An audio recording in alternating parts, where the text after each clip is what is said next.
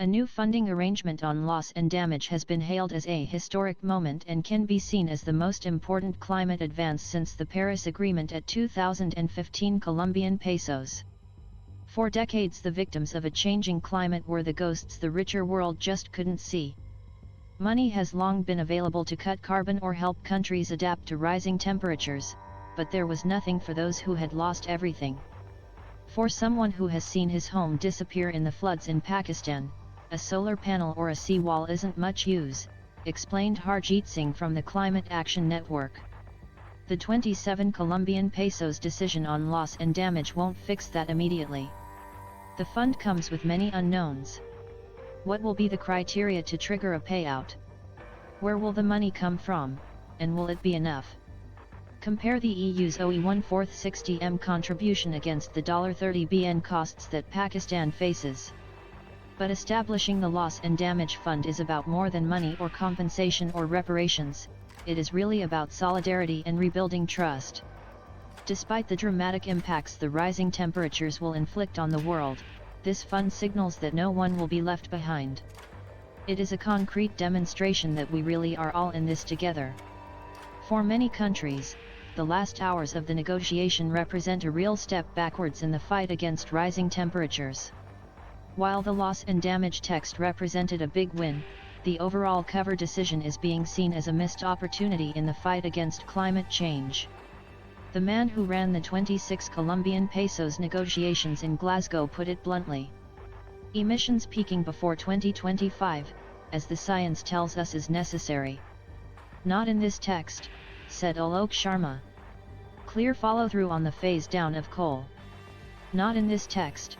As well as all these limitations, there was also a sharp U-turn on the language around fossil fuels. The text now includes a reference to low-emission and renewable energy. This is being seen as a significant loophole that could allow for the development of further gas resources, as gas produces less emissions than coal.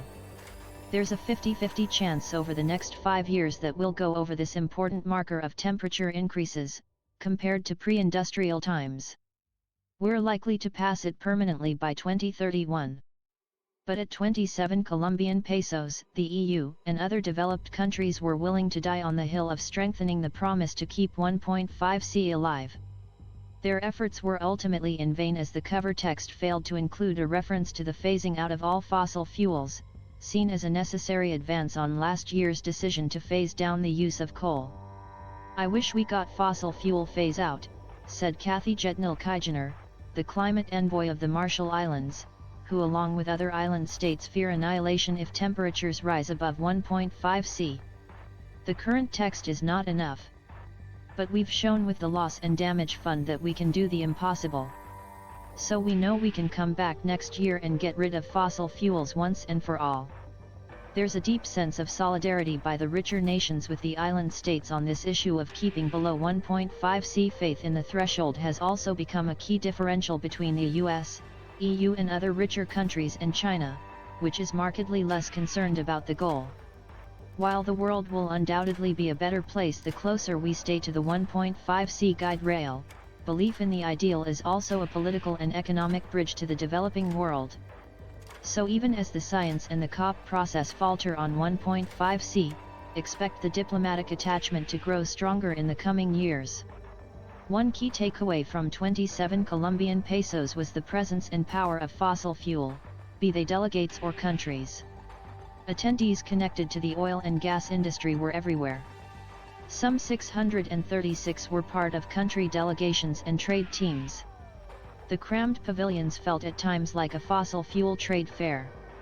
This influence was clearly reflected in the final text.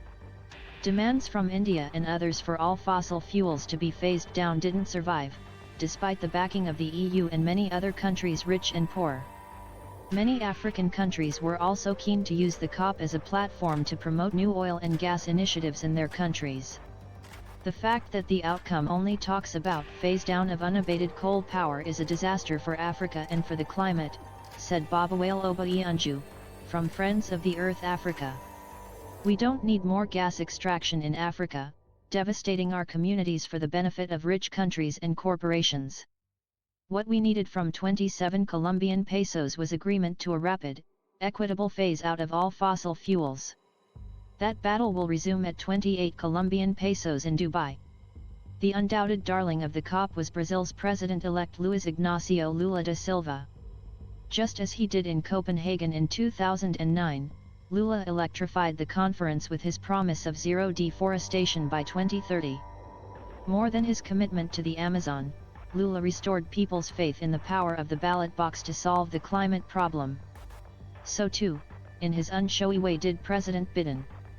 The retention of the Senate by the Democrats most likely ensures that his Inflation Reduction Act will not be overturned or watered down. At a stroke, it puts the United States carbon-cutting goal for 2030 within reach. The affirmation that democracy is an effective weapon against climate change was also demonstrated in the actions of the host country. With security and surveillance everywhere, the conference took place in an atmosphere of best described as barely restrained intolerance. As well as the ongoing troubles over human rights, the Egyptian hosts paid scant attention to basic functional needs of a conference such as food, drink, and decent Wi-Fi.